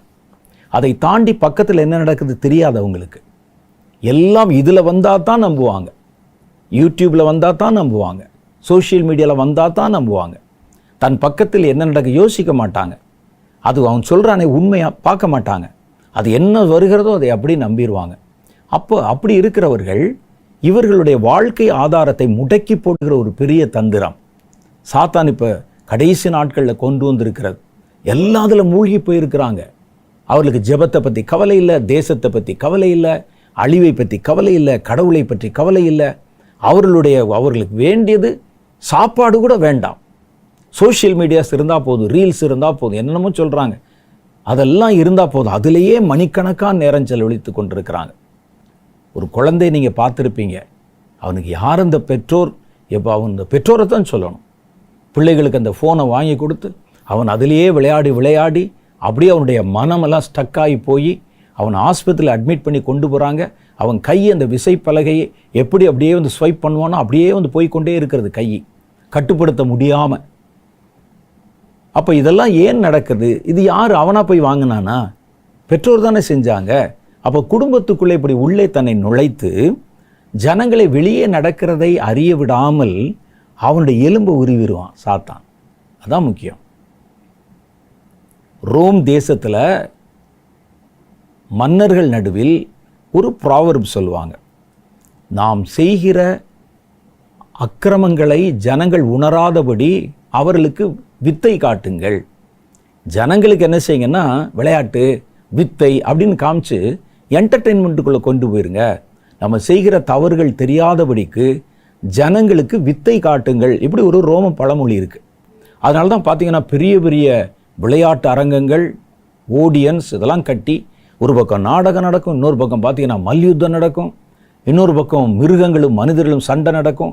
எப்போ பார்த்தாலும் பொழுதன்னைக்கு அவர்கள் அந்த விளையாட்டிலே தங்களுடைய நேரத்தை கழித்தார்கள். அப்போ இந்த ரோம அரசாங்கம் என்னென்ன செய்து யாருக்குமே தெரியாது. அப்போ உணர்வற்ற ஒரு சமுதாயத்தை உருவாக்கி சாத்தான் கொஞ்சம் கொஞ்சமாக பூமியில் தன்னுடைய ஆளுமையை பெருக்க, உணர்வுள்ளவனாக இருந்தால் தானே எல்லாம் சாத்தான் கையில் போகுதேன்னு அலர்ட் ஆவான். இவருடைய கண்ணை கட்டிவிட்டால், இவர்களை உணர்வில்லாதவர்களாக ஆக்கிவிட்டால், இவர்களுக்கு ஒரு வித்தையை காட்டிவிட்டால் அவங்க அதிலே இருப்பாங்களே. அதான் இப்போ நடக்குது. நிர்விசாரமான ஒரு சந்ததியை எழுப்புவது. மத்தேயு சுவிசேஷம் 24வது அதிகாரம் 37 சொல்லுகிறது, நோவாவின் காலத்தில் எப்படி நடந்ததோ அப்படியே மனுஷகுமாரன் வரும் காலத்திலும் நடக்கும். என்ன நடக்கும்? எப்படி எனில், ஜலப்பிரளயத்துக்கு முன்பான காலத்திலே நோவா பேழைக்குள் பிரவேசிக்கும் நாள் வரைக்கும் ஜனங்கள் புசித்தும் குடித்தும் பெண் கொண்டும் பெண் கொடுத்தும், எல்லாம் பாருங்கள் என்டர்டெயின்மெண்ட் தான். புசித்தல், சாப்பிட்டுக்கிட்டே இருப்பாங்க. நான் ரோம கலாச்சாரங்களை பற்றி ஒரு புஸ்தகத்தில் படித்தேன். சாப்பிட்டுக்கிட்டே இருப்பாங்களாம். ஒரு பெரிய பெரிய விருந்துகள், பேங்க்வெட் வச்சு அதில் சாப்பிட்டுட்டு இன்னும் மிச்சம் இருக்கிற பொருட்களை சாப்பிட முடியலேன்னு அவர்கள் பக்கத்தில் இருக்கக்கூடிய கழிவறைக்கு போய் வாந்தி எடுத்துட்டு வாமிட் பண்ணிட்டு மறுபடியும் வந்து சாப்பிடுவானா. இது எப்படிப்பட்ட ஒரு பெருவயிற்று ஆட்களாக இருப்பான் பாருங்க. அப்போ இதற்குன்னே அந்த பெரிய பெரிய அந்த விருந்துகள் நடக்கிற இடத்துல இவர்கள் போய் தங்களுடைய வயிற்றை சுத்தப்படுத்திட்டு வர்றதுக்குன்னே சின்ன சின்ன அறைகளை கட்டி வச்சிருப்பானா. அப்போ எந்த அளவுக்கு அந்த சாப்பாட்டு மேலே மோகம், புசித்தும் குடித்தும் எல்லாம் என்டர்டெயின்மெண்ட்டு, பெண் கொண்டும் பெண் கொடுத்தும் விபச்சாரம் பண்ணியும் ஜலப்பிரளயம் வந்து அனைவரையும் வாரி கொண்டு போகும் மட்டும் உணராதிருந்தார்கள். அதான் நிர்விசாரம். அந்த அழிவு வர்ற வரைக்கும் அவனுக்கு அந்த உணர்வே வரக்கூடாது. அப்படியே மனுஷகுமாரன் வரும் காலத்திலும் நடக்கும். அப்போ இப்போ என்ன செய்கிறான்? எல்லாம் வந்து அந்த கான்செப்ட் ஒன்று தான். இன்றைக்கி சோஷியல் மீடியா, இன்றைக்கி நம்ம கையில் ஒரு ஃபோனு, விதவிதமான ஃபோனு, இவைகளை வைத்து உலகம் முழுவதும் கனெக்ட் ஆகலாம். என்டர்டெயின்மெண்ட் தான் ஃபுல்லாக. அதில் பல மணி நேரங்கள், இரவு பகலாக, ராத்திரி 1 மணி 2 மணி வரைக்கும், காலையில் விடிய காலையில் எழுந்த உடனே அது முகத்தில் தான் முழித்து நம்முடைய நாளையே அங்கே வந்து நம்ம துவக்கம் பண்ணுகிற ஒரு சந்ததியை நம் கண்கள் காண போது உருவாக்கப்பட்டிருக்கிறார்கள். அப்போ இப்படிப்பட்ட காரியங்கள் அவனுக்கு வேணும். இனி வரக்கூடிய தலைமுறை நிர்விசாரமாக இருக்கணும். அப்போ தான் அவன் கையில் இருக்கிற அதிகாரத்தை தான் எடுக்க முடியும், உலகத்தில் இருக்கிற நன்மைகளை தான் பெற்றுக்கொள்ள முடியும். இவனுடைய வஸ்திரத்தை கூட எடுத்து உருவி விட முடியும். அந்த அளவுக்கு அவங்கள மனசை மயக்குகிற ஒரு கலாச்சாரம் கடைசி காலத்தில் வருது. உங்கள் பிள்ளைகள் அதில் இடம் பெற்று விடாதபடிக்கு கவனமாக இருங்க. பிள்ளைகள் அதில் எவ்வளோ நேரம் செலவழிக்கிறாங்க பாருங்க, அதில் எவ்வளோ தூரம் அடிக்டாக இருக்கிறாங்க பாருங்க. 24 மணி நேரமும் அதையே பயன்படுத்தி சர்ச்சுக்கு வந்தால் கூட ஃபோனை வைத்து கொண்டு தான் பார்த்து கொண்டிருக்கிறாங்க. பைபிள் எடுத்து வர்றதுக்கு என்ன கஷ்டம் நமக்கு?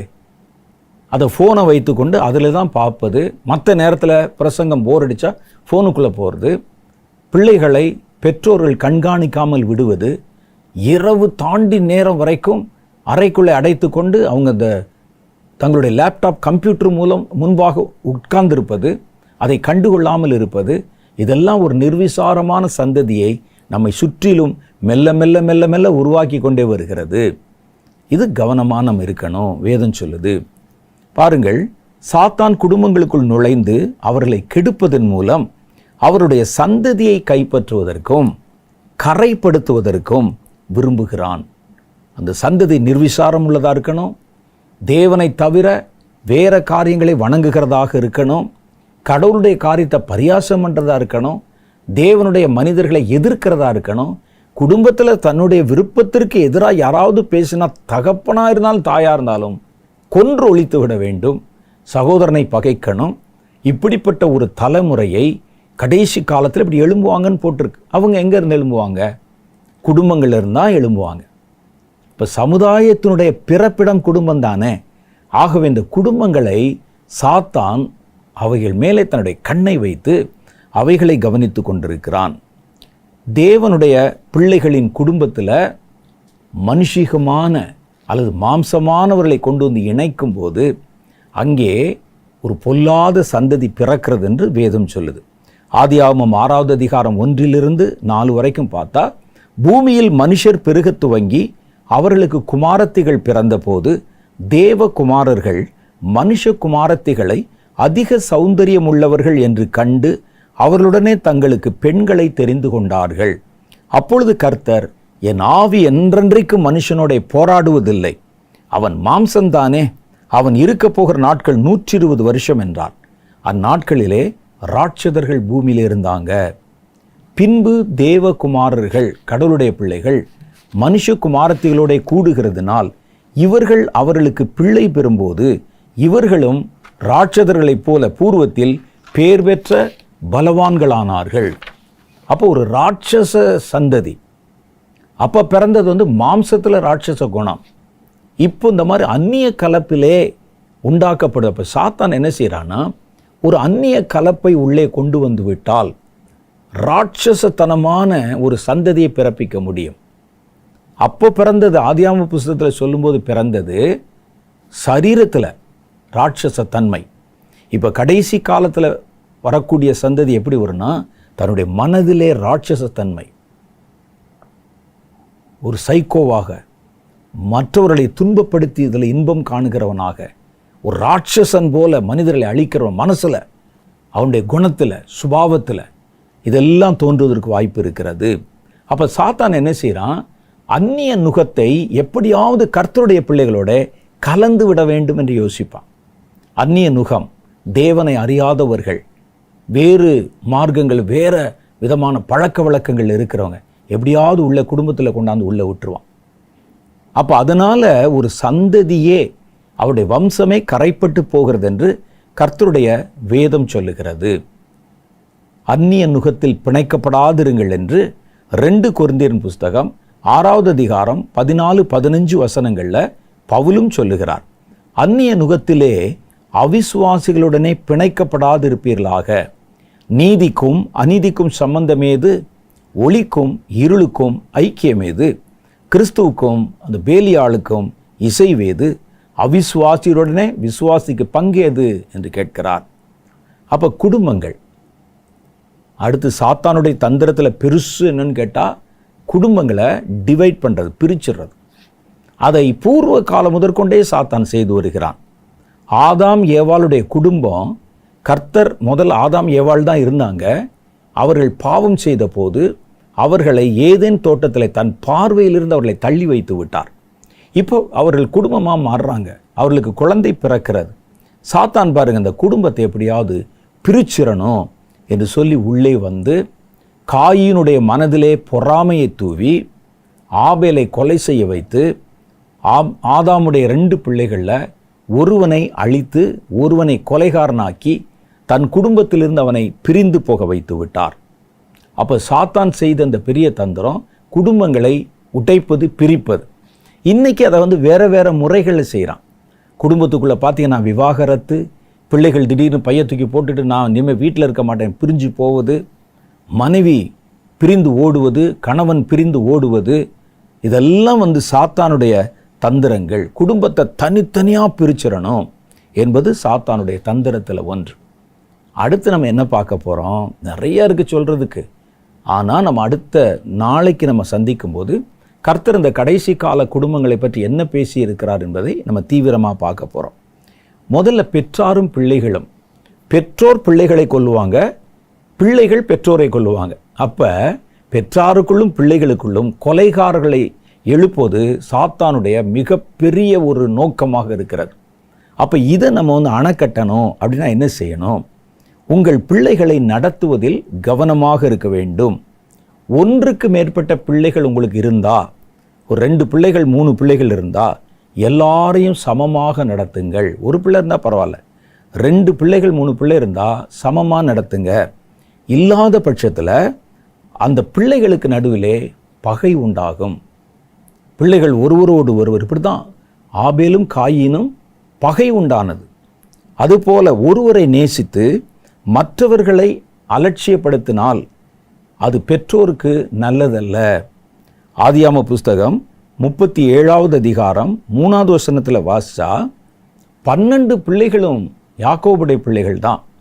ஆனால் யோசேப்புக்கு துன்பம் தன் சகோதரர்களாலே பகை உண்டார், கொல்லும்படிக்கு அவர் கோபம் வந்தது. காரணம் என்னன்னா, அந்த தகப்பன் யோசேப்பை மாத்திரம் தனியாக கவனிச்சாராம்.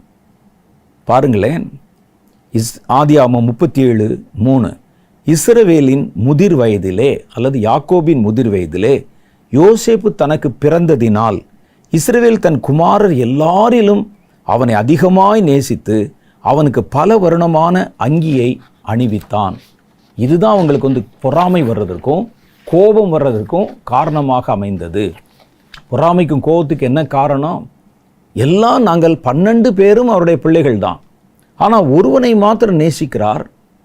அவனுடைய சகோதரர் எல்லாரிலும் அவனை தங்கள் தகப்பன் அதிகமாய் நேசிக்கிறதை அவன் சகோதரர் கண்டபோது அவனோட பட்சமாய் பேசாமல் அவனை பகைத்தார்கள். அப்போ பிள்ளைகளுக்குள்ளே பகை உண்டாக்குவதற்கு நாமே காரணமாக இருந்துடக்கூடாது. நாமே காரணமாக அமைந்து விட்டால் பிள்ளைகளுக்குள்ளே ஒரு மனம், ஒரு ஐக்கியம் இல்லாமல் போயிடும். அது ஒரு அண்ணன், இது ஒரு தம்பி என்று கற்றுக் கொடுக்கணும். அது பெற்றோர்களின் கையில் இருக்கிறது. 2வது என்ன செய்யணும்? பிள்ளைகள் செய்யும் சிறு தவறுகளை அலட்சியம் செய்யாதீங்க, அதை தட்டி கொடுக்காதீங்க. பிள்ளைகள் சில சமயத்தில் பார்த்தீங்கன்னா சின்ன பசங்களாக இருப்பாங்க. நம்ம யாராவது ஒரு விருந்தாளி வீட்டுக்கு வந்தால் திடீர்னு அவங்கள ஒரு மாதிரி அவமரியாதையாக பேசிடுவான். என்ன சரியாக சாப்பாட்டு நேரத்துக்கு வந்துட்டீங்களே அங்கிள், இப்போ தான் சாப்பிட போகணும்னு நினச்சோம், கரெக்டாக எப்படி தான் உங்களுக்கு தெரிஞ்சோ சாப்பிடும்போது வந்துட்டீங்களே அப்படின்னு டக்குன்னு சொல்லிடுவான் யாராவது. இது மாதிரி நிறைய பிள்ளைகள் பார்த்துருப்பீங்க நீங்கள். உடனே பெற்றோர் என்ன சொல்லுவாங்க? பார்த்தீங்களா பிள்ளை எப்படி இப்போவே ஜோக் அடிக்கிறான் பாருங்கள், எப்படி எவ்வளோ அறிவாக பேசுகிறான் பாருங்கன்னு அவர்களை அப்படி தட்டி கொடுப்பாங்க. பிள்ளைகள் தவறு செய்யும்போது தண்டிக்கணும், கண்டிக்கணும். பிறம்பை கையாடாதவன் தன் பிள்ளையை பகைக்கிறான் என்று கர்த்தருடைய வேதம் சொல்லு. அதுக்காக சும்மா போட்டு தினம் அடிச்சுட்டு இருக்கக்கூடாது. தவறு செய்தால் தண்டிக்கணும். அதை அப்படியே விட்டுட்டிங்கன்னா அது வேற மாதிரி மாறிடும். யோசேப்பை அவர் சகோதரர்கள் பகைத்ததற்கு யாக்கோபு மாத்திரம் காரணம் இல்லை, அவர் அதிகமாய் நேசித்தது அது ஒரு காரணம். அது மாத்திரம் இல்லை, இன்னொரு காரணம் இருந்தது. அது என்ன தெரியுமா? ஆதியாகம புஸ்தகம் 37வது அதிகாரம் 2வது வசனம் சொல்லுது, யாக்கோபு சந்ததியின் வரலாறு. யோசேப்பு 17 வயதிலே தன் சகோதரருடனே ஆடுகளை மேய்த்து கொண்டிருந்தான். அந்த இளைஞன் பில்கால் சில்பாள் எனும் தன் தகப்பனுடைய மறுமனையாட்டுகளின் குமாரரோடு இருந்து அவர்களுடைய துன்மார்க்கத்தை தன் தகப்பனுக்கு சொல்லி வருவான். அவன் கூட பிறந்த மற்ற சகோதரர்கள் இருக்காங்கல்ல, அவர்களை தன்னுடைய பெரியம்மா சின்னம்மா அவங்களுடைய பிள்ளைகளை அவங்க செய்கிற தவறுகளை அவங்க அப்பாட்ட போய் கோள் சொல்வாராம். அப்போ தகப்பன் என்ன செஞ்சுருக்கணும், உன் சகோதரர்கள் தான் இந்த வயசில் அப்படி தான் இருப்பாங்க, பார்த்துக்கலாம் அப்படின்னு சொல்லிட்டு நீ சும்மாரு நான் பார்த்துக்கிறேன் அப்படின்னு சொல்லணும். இவர் அதை என்கரேஜ் பண்ண ஆரம்பித்தார். அந்த பசங்களுக்கு அவருடைய சகோதரர்களுக்கு தெரிஞ்சிருச்சு, நம்ம தகப்பன் நம்மை கடினமாய் நடத்துவதற்கும் நம்மை தண்டிப்பதற்கும் இவன் தான் காரணம். இங்கே நடக்கிறலாம் போய் போய் அங்கே கோள் மூட்டி நமக்கு அப்படின்னு அந்த மனசில் அந்த பகை, தன் சகோதரன் மேலே அவ்வளோ பகை உண்டாக ஆரம்பித்தது. இந்த மாதிரி விஷயங்களில் நம்ம ரொம்ப கவனமாக நடக்க வேண்டும். ஏனென்றால் இனி வருகிற காலத்தில் குடும்பங்களுக்கே ஆபத்து தான். ஆனால் விசேஷமாக குடும்பத்தில் இருக்கிற பிள்ளைகள் மேலே தான் சாத்தானுடைய குறி இருக்கிறது. ஏன்னா அவங்க தான் அடுத்த ஜெனரேஷன். அவர்கள் கையில் தான் இனிமேல் உலகத்தினுடைய அதிகாரங்கள், உலகத்தினுடைய முக்கியமான காரியங்கள்லாம் அங்கே தான் போகுது. அதனால் சாத்தான் யாரை தன்னுடைய கட்டுப்பாட்டுக்குள் கொண்டு வர விரும்புகிறான் என்றால் பிள்ளைகளை. அந்த பிள்ளைகள் கொஞ்சம் அப்படி மாறி ஒருவனை பகைத்து, ஒருவனை நம்ம நேசித்து, ஒரு பிள்ளையை ஒதுக்கி வச்சு, அந்த ஒதுக்கி வைக்கிற பிள்ளை காத்து இருக்கிற நேரத்தில், அந்த ஒதுக்கி வைக்கிற பிள்ளை மனம் ஏங்கி இருக்கிற நேரத்தில் சாத்தான் அவனிடத்தில் அன்பு கூறுகிறவனை போல, அவனுடைய ஆட்களை வச்சு அவன் மேலே அன்பு காட்டுகிறவனை போல வச்சு தன்னுடைய வலையிலே இழுத்து கொள்ள வாய்ப்பு இருக்கும். வீட்டில் எங்கள் அப்பா என்னை நேசிக்கலை, எங்கள் அம்மா என்னை நேசிக்கலை, ஜெபம் பண்ணுறாங்க, பைபிள் படிக்கிறாங்க, ஊழியம் செய்கிறாங்க, அந்த பையனை மாத்திரம்தான் பார்க்குறாங்க. இவன் அப்படி மனம் வெதும்பி இருக்கிற நேரத்தில் ஏதாவது ஒரு அந்நிய காரியத்தை உள்ளே கொண்டு வந்து சாத்தான் காண்பிச்சா உடனே அதன் மேலே பட்சமாய் திரும்பி விடுவார்கள். அப்புறம் நம்ம பிள்ளை நமக்கு இல்லை. அவன் கைக்குள்ளே போயிட்டா கொஞ்சம் கொஞ்சமாக தந்திரத்துக்குள்ளே அவர்களை தன்னுடைய கட்டுப்பாட்டுக்குள் கொண்டு வந்து விடுவான். அப்போ பிள்ளைகளை ஒரு சார்பாய் வளர்க்கிறது மகா பெரிய ஆபத்துகளுக்கு வழிவகுக்கும். யோசேப்புடைய சகோதரர்கள் அவர் மேலே பகை பாராடி கொல்லத்தான் முதல்ல பிளான் பண்ணாங்க. கொன்றணும் அவனை அப்படின்னு தான் பிளான் பண்ணாங்க. அப்போ தன்னுடைய சகோதரன் அவனை கொல்றதுனால நமக்கு என்ன லாபம், அவனை விற்றுட்டா நம்ம காசு கிடைக்குமேன்னு அவனை தப்பு வைக்க வேண்டும் என்று ஒரு சகோதரன் மாத்த நினைச்சதுனால தான் யோசேப்பு தப்பித்தார். இல்லாவிட்டால் யோசேப்பை அங்கேயே கொன்று ஒழித்திருப்பார்கள். அப்போ இப்படிப்பட்ட பகை, கொலை செய்கிற அளவுக்கு பகை, இதைத்தான் வேதம் சொல்லுது. சகோதரன் எழும்பி சகோதரனுக்கு விரோதமாக கொலை செய்வான். பெற்றோர்கள் பிள்ளைகளை கொலை செய்வார்கள், பிள்ளைகள் எழும்பி பெற்றோரை கொலை செய்வார்கள். அப்போ அந்த பிள்ளைகளை நம்ம எப்படி கட்டுப்பாட்டுக்குள்ளே கைக்குள்ளே வளர்க்கிறோம் என்பதில் தான் முக்கியமான காரியம் இருக்கிறது. நம்ம இப்போ கொஞ்ச நேரம் நம்முடைய குடும்பத்தை கர்த்தருடைய சமூகத்தில் ஒப்பு கொடுத்து, குறிப்பாக நம்முடைய பிள்ளைகளை தேவ சமூகத்தில் ஒப்பு கொடுத்து, நம்முடைய பிள்ளைகள் எந்த விதத்திலும் வழிமாறி விடாதபடிக்கு உங்கள் பிள்ளைகளுடைய பேரை சொல்லி இப்போ நீங்கள் ஜெபம் பண்ணுங்க. அது ஆண்டவரே, என் கர்ப்பம் திறந்து பிறந்த பிள்ளை, அதனுடைய வாழ்வும் ஜீவனும் உங்கள் கையில் தான் இருக்கணும். என் பிள்ளைகள் யார் கையிலையும் ஏமாற்றப்பட்டு வஞ்சிக்கப்பட்டு அவர்களுக்கு பணிவிடைக்காரனாக போயிடக்கூடாது. சாத்தானுடைய ராஜ்யத்தை கட்டுற பணியில் என் கர்ப்பத்திலிருந்து பிறந்த ஒரு குழந்தை, என்னுடைய இரத்தம் அங்கே போய் சாத்தானை ஆராதிக்கக்கூடாது. என் பிள்ளைகளுக்காக நான் ஜெபம் பண்ணுறேன்னு இப்போ நீங்கள் உத்தரவாதம் பண்ணி ஜெபம் பண்ண போகிறீங்க. உங்கள் பிள்ளைகளுடைய பேரை சொல்லி ஜெபம் பண்ணுங்க. ஒருவேளை சின்ன பிள்ளைகளாக பக்கத்தில் இருந்தாங்கன்னா கை வச்சு ஜெபம் பண்ணுங்க. நானும் இப்பொழுது உங்களுக்காகவும் உங்கள் குடும்பத்தில் உங்கள் பிள்ளைகளுக்காகவும் ஜெபிக்க விரும்புகிறேன். அன்பும் இரக்கமும் நிறைந்த எங்கள் பரலோக பிதாவே, எங்கள் குடும்பங்களை நீர் வேலியடைத்து பராமரித்து அருளும். யோபுவின் குடும்பத்தை வேலியடைத்து பராமரித்தீர் என்று வேதம் சொல்லுகிறதே. எங்கள் பிள்ளைகளை வளர்க்கிற ஞானத்தை எங்களுக்கு தாரும். எங்கள் பிள்ளைகள் எந்த சூழ்நிலையிலும் சாத்தானுடைய கட்டுப்பாட்டுக்குள்ளே போயிடக்கூடாது. சாத்தானுடைய படையிலே கர்த்தரை எதிர்க்கிற கூட்டத்தில், பரியாசம் பண்ணுகிற கூட்டத்தில், கர்த்தருடைய ஊழியத்தையும் ஊழியக்காரனையும் வார்த்தைகளையும் கர்த்தருடைய வாக்குத்தத்தத்தையும் ஏளனம் பண்ணுகிற ஒரு கூட்டத்தில், தேவனே ஜனங்களை கொலை செய்கிற காட்டி கொடுக்கிற ஒரு கூட்டத்தில், என்னுடைய கர்ப்பத்திலிருந்து பிறந்த என் பிள்ளைகள் யாரும் போயிடக்கூடாது ஆண்டவரே. அவர்களை வஞ்சிக்கும்படிக்கு சாத்தான் எந்த விதத்திலும் அவர்களுக்கு வலை விரிச்சிடக்கூடாது. அவருடைய நண்பர்கள் மூலமாகவோ, அவன் பழகுகிற சமுதாயத்தின் மூலமாகவோ, தேவனே எங்கள் பிள்ளைகள் அதிலே தங்களுடைய நிறத்தை மாற்றிக்கொண்டு விடக்கூடாது. எங்கள் பிள்ளைகள் உமக்கென்று பாரத்தோட கனி கொடுக்கணும். உமக்கென்று தன்னுடைய ஜீவனையும் கொடுக்க துணிந்தவர்களாக இருக்கணும். என் பிள்ளைகளை உம்முடைய கரத்தில் ஒப்பு கொடுக்கிறேன். கேட்குற செய்தியெல்லாம் எங்களுக்கு பயத்தை உண்டாக்குது ஆண்டவரே. எப்படிப்பட்ட ஒரு கால சூழ்நிலையிலே எங்கள் குடும்பத்தை நீர் பராமரித்து பாதுகாக்கும்படி கர்த்தருடைய கரத்திலே எங்கள் குடும்பத்தை ஒப்பு கொடுக்கிறோம். எங்கள் வீட்டில் இருக்கிற எல்லாரையும் ஒப்பு கொடுக்கிறோம். வேலி அடையும் சாத்தானுடைய தந்திரம் எந்த ரூபத்திலும் எங்கள் வீட்டுக்குள்ளே வராதபடி அதை அடைத்து காத்துக்கொள்ளும். ஒவ்வொரு குடும்பத்தையும் நான் இப்பொழுது உம்முடைய கரத்திலே ஒப்பு கொடுத்து ஜெபிக்கிறேன். பொறுப்பெடுத்தவர்களை வழிநடத்தும். இயேசுவின் மூலம் என் ஜெபத்தை ஏற்றுக்கொள்ளும் எங்கள் பிதாவே, ஆமென். கர்த்தர் நம்மிடத்திலே நம்முடைய குடும்பங்களை குறித்தும் கடைசி காலத்தில் குடும்பங்கள் எச்சரிக்கையாக இருக்க வேண்டிய காரியங்களை குறித்தும் வெளிப்படுத்தி பேசினார். நாளைய தினத்திலே நம்ம இன்னும் சில காரியங்களையும் கர்த்தர் பேசின தீர்க்க தரிசன வார்த்தைகளையும் வாசித்து ஜெபம் பண்ண போகிறோம். அதுவரை கர்த்தர் உங்களை ஆசீர்வதித்து காப்பாராக. ஆமென்.